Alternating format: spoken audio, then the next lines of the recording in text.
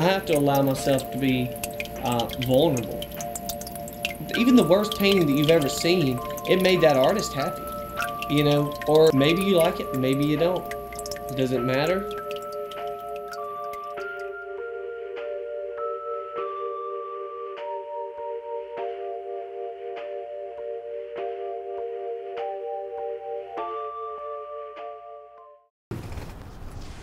I don't know. I wouldn't say I'm moody, but you know, other people might say I am. I mean, growing up, I was never a morning person. I was a grouch. I was grumpy. You know, I'm still not a morning person, and maybe that's one thing about teaching you have to get used to is early mornings and being able to interact with kids early in the morning. But you know, I teach school. That's what I do for a living. I'll always teach in some kind of shape or fashion.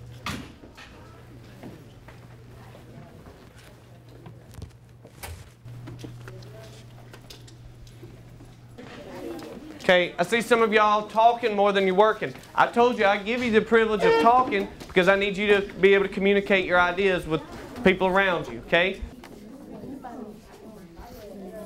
You know, the basic location of everything. That's why I try and compare it to like a map, because you know, you want to look at where things are in relation to one another. If his head's this size, you know, you've got to think about things in relationship to shape and size and where they're at. So obviously you're going to want this guitar to be bigger than the head. You've got to think about things in relationship to shape and size. Okay? Okay, we'll go ahead and get started.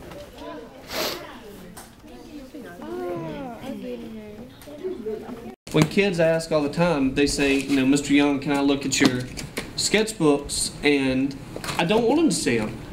You know, I'll show you my final artwork, but there's things in here that it's like somebody taking your journal.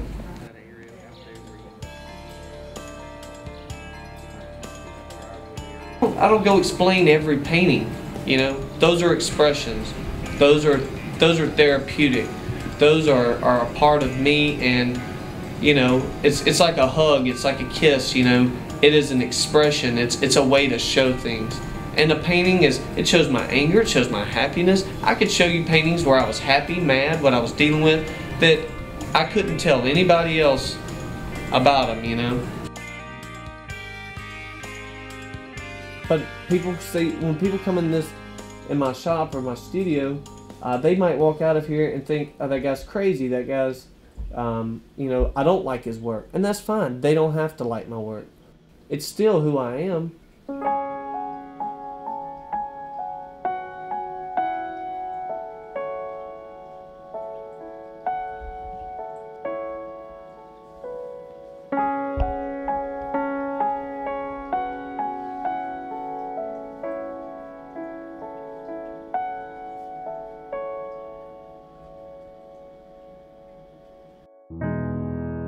You know, I prefer natural light, but you know, it's also kind of nice in here. It's kind of like a little cave in a sense, you know. It's no windows, you know, all you have is just very dim lit light. It kind of sets my tone of, you know, just the way I think and the way I am.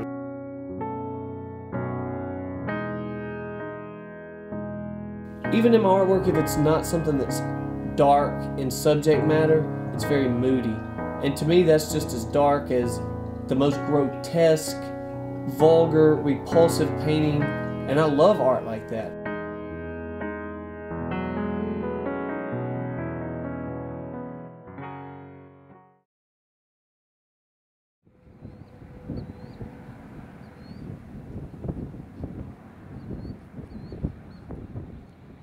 As you go riding through the Delta and you see a field after the harvest, it's as much a sign of death, but you know there's a sign of rebirth.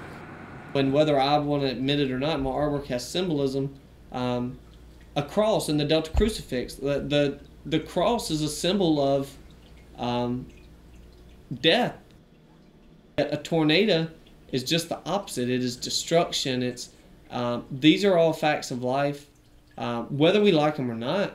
On a pretty day, you look up at the sky and it's solid blue. It's boring. You know, there's so many more times that the sky's more beautiful, and you know, but those are the times that kind of scare us.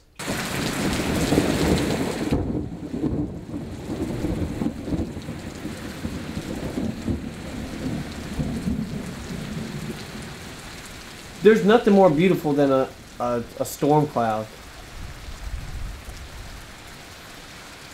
And actions speak louder than words, right?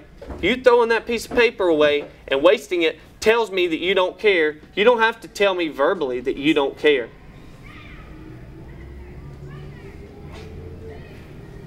If your parents, every day you walk out that door, they never tell you you love them, or they never tell you that they love you, okay? You know, sometimes they show you, right? They show you that they love you and they care about you. They don't have to just say it. The things they do for you when they feed you at night says they care. And when teachers come up here to teach you, they care.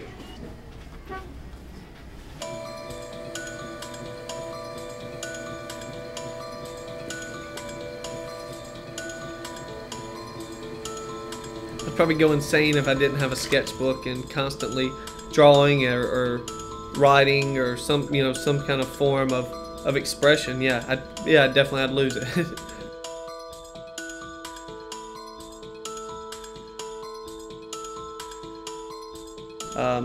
Some different people self-medicate in different ways. This is how I deal with it, you know.